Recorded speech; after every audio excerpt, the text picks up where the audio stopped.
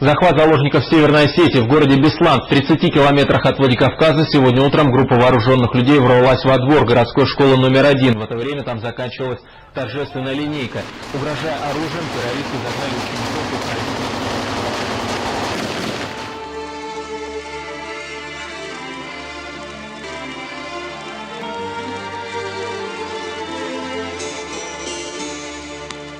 и Лубянка была черная от горя и слез. У гробов погибших лежали тысячи роз. Тысячи людей увидели, как плакали мужчины. Все от мала до велика свои головы склонили, хоронили боевых друзей, те, кто прикрывали своими телами детей. Спецназ действовал не по инструкции, а по-мужски, где погибали лучшие из лучших. Годы этих ребят едва достигли 30. В самом рассвете лет и сил погибли они.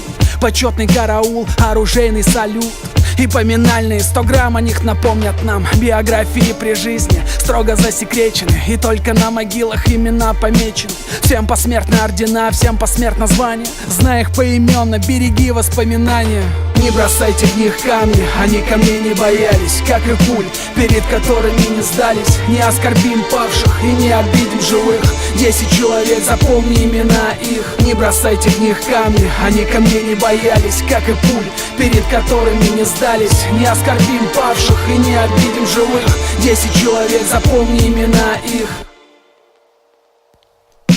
Михаил Кузнецов, боевой офицер, 2 метра роста, гроза бандитов, очень смелый. Эвакуировал 20 раненых заложников, получил пулю в спину, прикрывая школьников. Из последних сил бежал к безопасному месту, вынося девочку, он умер с честью. Вячеслав Маляров, про него говорили, спецназовец от Бога, где ж его ангелы были, прикрывая собой направление обстрела, получил ранение, но продолжал свое дело. Александр Перов был начальник группы, прикрывать детей он не бросал ни на минуту.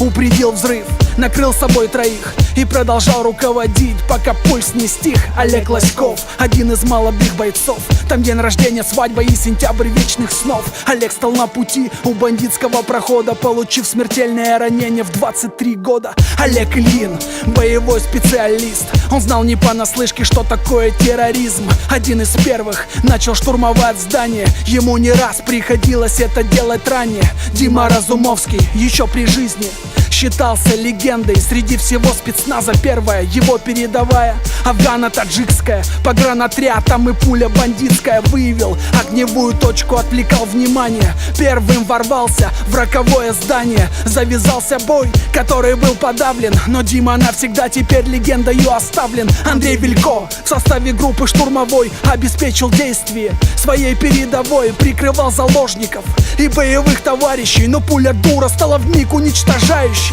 Рома Катасонов, проникая в школу, обнаружил детишек, они прижались к полу, спасая их и прикрывая остальных. Попал под пулемет, который очень быстро стих. Андрюша Туркин в последний бой шел горой, дал возможность укрыться группе штурмовой. А когда бандит бросил в людей гранату, Андрей накрыл ее собой, не дав погибнуть брату. Денис Пудовкин прикрывал собой детей, он слышал, как за школой плачут сотни матерей, и получил осколочное, но детей не оставил. Отступая, бандиты ему в спину стреляли.